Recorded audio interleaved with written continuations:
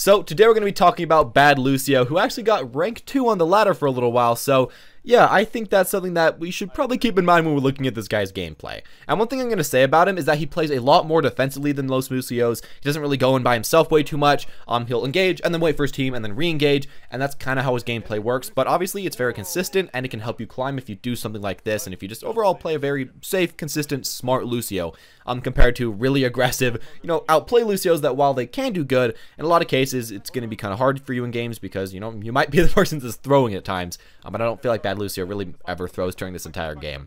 Anyways, as far as the new season, we do see that, Lucio can work pretty well with Mora on offense. If you go on King of the Hill or if you're on offense or anything like that, all you have to do is just speed boost, dive in with a dive comp or with a full tank comp, triple tank I mean, and that can kind of work. Just make sure you aren't getting a slow push. That's not really going to work with Lucio Mora, and as well, with more Mora stuff, Mora can't really kill Lucio, but again, Lucio can't really kill Mora either, so it's kind of safe both ways, so don't be way too afraid of her. But what Lucio can do in this new season that's nice is that he can actually kill Mercy really easily, especially when Mercy's trying to res. If you just shoot at her and shoot a headshot level, you can often kill the Mercy, and I think we're going to see that in just a few seconds from Bad Lucio, maybe a little bit longer, but like the Mercy jumps in and he can just kill her by himself. That's kind of nice, and that's something you kind of do want to focus on, whatever. I think, yeah, we just barely saw it, and yeah, there you go. I think it's pretty consistent and something that's, good about this character. All right, here we see again and again, Bad Lucio is jumping in. For the most part, he speed boosts, jumps in, tries to get some damage, and then immediately jumps out again, so, he is safe since that he doesn't really have the chance of death, waits for his tanks, and then re-engages again behind them. Mainly, he just kind of waits for the speed burst to run out, and then he gets behind his tanks and kind of lets the tanks do the rest of the damage and healing and whatever. That's just kind of how that goes goes around with this character and with this player. And yeah, again, he doesn't really die way too often, which I think is the main thing to kind of keep in mind. And right there, we saw something that was smart. Unfortunately, he gets picked off by some just weird jank. But one thing that was smart is that he actually focuses often on the Torb turret. Of course, spamming just certain areas is a great idea. Trying to get headshots is a great idea. But if you see something like a Torb turret or symmetric turrets, of course, go after those first. There's no reason to really not go after those. And of course, seeing Torb on offense won't always happen, but if you're even on, offense yourself and you see an enemy Torb, spam at that and really just help your teammates try to kill it, because oftentimes your DPS can't really go through the Torb healing on his turret, but if you as Lucio are giving extra healing, that can be really good. Right here, of course, we see him taxing the Reinhardt back. One thing that I guess can be a problem about Lucio's end is what, we're going to see this game, is that, of course, you can't really get as much healing as you would necessarily want, so what you have to do is often just engage, counter-engage, engage, counter-engage, and often as well, back up a lot, like all the way back to the point. I think you, for the most part, want to be pushed up pretty far so then you have time to back up, have time to heal, have time to just kind of, get a little bit of damage on them while you're backing up. And that's just kind of how it goes with that. Because otherwise, if you're just always pushed up to the front point and you don't really back up, there's just not enough healing from those two characters.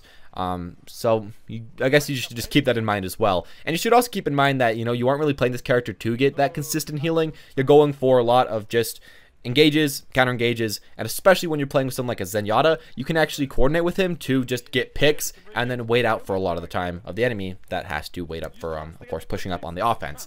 And something that's kind of weird is, of course, he is playing this character on defense, which we don't see way too often. And of course, seeing Zen plus Lucio on defense, we don't see way too often, but it can work. You just have to make sure that you're just engaging a lot. Honestly, that's what you really have to do to try to stall for a huge amount of time. Now, one thing I want to talk about is, again, this team comp. It is kind of awkward because it's not necessarily a full counter dive comp. There is Reinhardt, there is Zarya, but as you see right here, if your ultimates are up, or if at least your tank's ults are up, you can counter dive, you can speed boost them in, you can get a lot of damage out, finish people off. But if their ults are down, you for the most part have to kind of wait for the enemy to engage and then to go in and counter engage like that. Alright, here we saw a great ult by the Zarya, got a few people, the Reinhardt went in, got a few more kills. And one thing you should remember is that Rein Lucio is actually extremely powerful because Rein often has troubles getting all of his damage out, and especially after he ults, sometimes he just can't get to the enemies fast enough to get a good amount of damage. But if you speed boost him in, well, that's exactly what you want, and that'll help the Rein just get a ton of damage out. So even though he may not be the traditional diving hero that you normally think you'd want with Lucio, it is a okay pick. I think right here they finally switched to a D.Va on the Lucio's team, so that works out pretty fine. A D.Va can block a lot of the enemy spam. I guess that's the problem with, the comp that Bad Lucio's playing versus the enemies. They can kind of just out-spam his comp, but someone like D.Va can help stop a lot of that and just help stop, just the damage that's going to be kind of coming all over the place. Right here, they finish off the enemies. Unfortunately, Zen gets there a little bit too late, so they get the point anyways, but, too little too late, I guess, but they did pretty good. And one thing I want to say is that whenever they do get a pick or a kill or anything like that, BADLUCIO always says to just essentially immediately go in, and he always calls out who to go in on. Something else I should also mention is that when he sees enemies that are pretty low HP, he usually won't actually try to dive on them unless he sees no one else on his team going for them.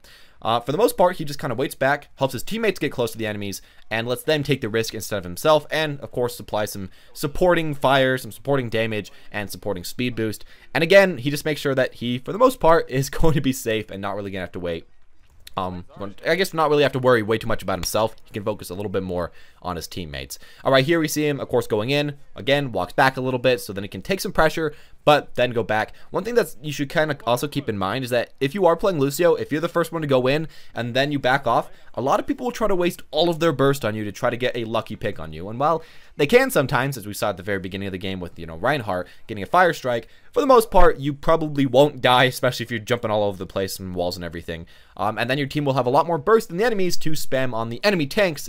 So that might be able to win you the team fight in itself, and that might be why he's doing this. At least that's what I can say.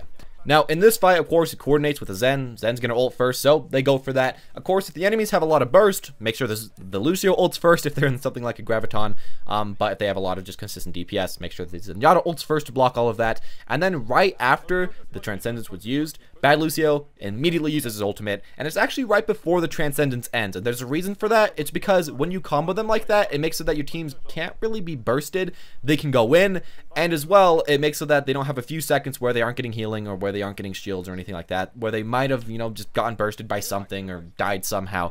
It really makes sure that it's just safe, consistent, just kind of like the rest of his gameplay, just taking really what you can.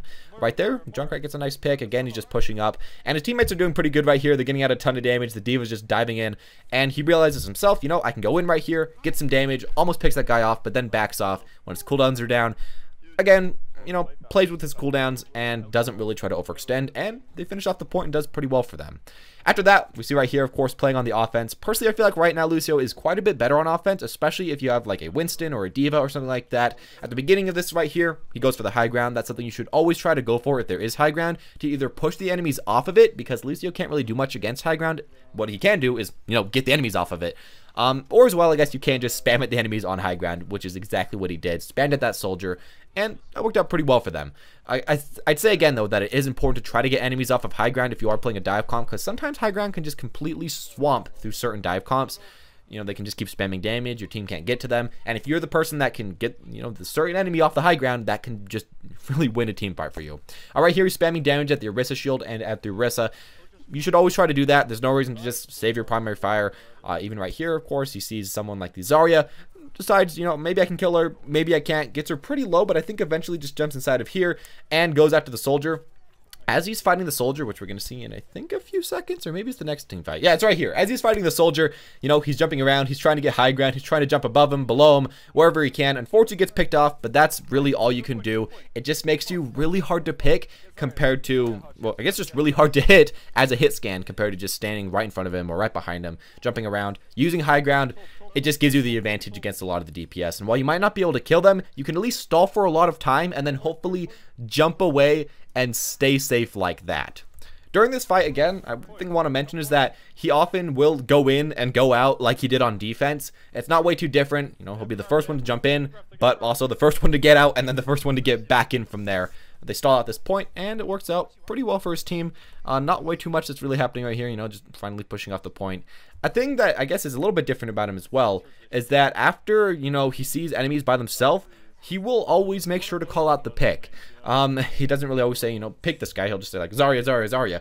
But in many cases, that's good enough to have your teammates know who to focus on, know who to try to damage, and then you speed boost, get in there, and that's good enough. You don't really have to have so much coordination. You don't really have to have so much stuff that you're saying.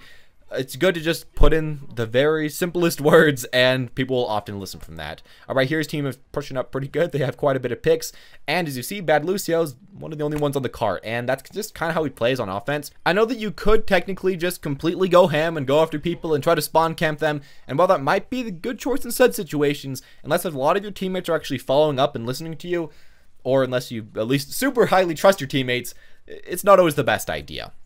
Something else that I should also mention before we get to the end of this is that often when he's trying to fight people, he goes and uses corners a ton. So he'll look around the corner, shoot them, hide back around the corner, you know, look around the corner again, shoot them, hide around the corner, and he uses the triple shot burst to just out damage some of the DPS. And that's one of the only ways that you can really kill DPS, other than them just, of course, making a lot of mistakes. But we see that right here, pushing around the corner, doing pretty well like that. His team has been up a few picks for a while now, so they just continuously do that, continuously push up. Again, he tries to get a little bit of damage on that turret from the Torb.